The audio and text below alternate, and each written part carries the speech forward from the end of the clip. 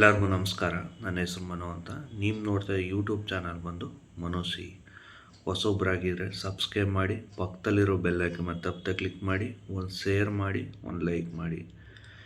ಏನಪ್ಪ ವಿಚಾರ ಅಂತ ಹೇಳಿದ್ರೆ, ಏನು ಜನವರಿ 2026 ನಂತರ ಕಾಲ್ ಫಾರ್ಮ್ ಆಯ್ತದೆ ಅಂತ ನಿಮಗೆ ಹಿಂದಿನ ವೀಡಿಯೋದಲ್ಲಿ ತಿಳಿಸಿದೆ.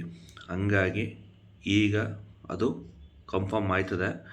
ಹಂಗಾಗಿ ಮುಂದಿನ ದಿನಗಳು ಜನವರಿ ನಂತರ ನೀವು ಡ್ರೈವರ್ಗೆ ಆಗ್ಬೋದು, ಕಂಡಕ್ಟ್ರ್ ಹುದ್ದೆಗೆ ಆಗ್ಬೋದು, ಕಲ್ಯಾಣ ಕರ್ನಾಟಕದಲ್ಲಿ ಆಗ್ಬೋದು, ಜಾಬ್ ಅಂತೂ ಕನ್ಫರ್ಮ್ ಆಗೋದು ಕನ್ಫರ್ಮಾಗಿ ಹೇಳ್ತಾ ಇದ್ದೀನಿ. ಹಂಗಾಗಿ ನೀವು ಸಿದ್ಧತೆ ಮಾಡ್ಕೊಳ್ಳಿ.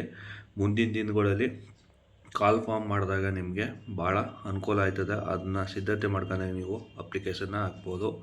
ಈಗ ಆಲ್ರೆಡಿ ಏನೋ ಎಕ್ಸಾಮ್ ಇರೋದ್ರಿಂದ ಬರೋ ತಿಂಗಳು ಎಕ್ಸಾಮ್ ಇರೋದ್ರಿಂದ ಅದು ಕಂಪ್ಲೀಟ್ ಆದ ನಂತರ ಮಾಡ್ಬೋದು, ಇಲ್ಲಾಂದರೆ ಮುಂದೆಗೆ ಮಾಡ್ಬೋದು. ಒಂದು ವಿಚಾರ ಹೇಳ್ತೀನಿ, ಕಾಲ್ ಫಾರ್ಮ್ ಅಂತೂ ಕನ್ಫರ್ಮಾಗಿ ಆದಾಯ ಆಯ್ತದೆ. ಅಲ್ಲಿವರೆಗೂ ದಯಮಾಡಿ ವೆಯ್ಟ್ ಮಾಡಿ. ಜೊತೆಗೆ ಎಲ್ಲ ಸಿದ್ಧತೆನ ನೀವು ಮಾಡ್ಕೊಂಡಿದ್ರೆ ಅಪ್ಲಿಕೇಶನ್ ಹಾಕೋಕ್ಕೆ ಭಾಳ ಅನುಕೂಲ ಆಯ್ತದೆ. ಯಾಕಂದರೆ ಯಾವ್ದಾದ್ರು ಎಕ್ಸ್ಪೈರಿ ಆಗಿದ್ರೆ ಅದನ್ನು ಮಾಡಿಸ್ಕೊಳ್ಳಿ. ಜೊತೆಗೆ ನೀವು ಟ್ರೈನಿಂಗ್ ತಗೊಂಡ್ರೆ ಬೆಸ್ಟು.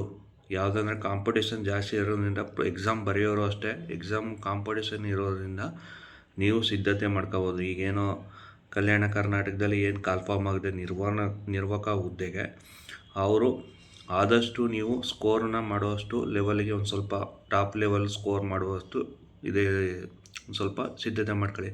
ಯಾಕೆಂದರೆ ಕಾಂಪಿಟೇಷನ್ ಡೈಲಿ ಹೆಚ್ಚನೇ ಇದೆ.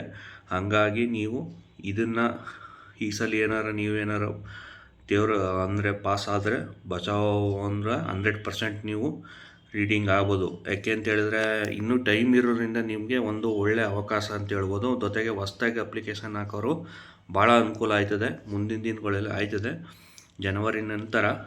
ಹಾಗಾಗಿ ನಿಮಗೆ ಈ ವಿಡಿಯೋನ ತಿಳಿಸ್ತಾ ಇದ್ದೀನಿ. ಧನ್ಯವಾದ.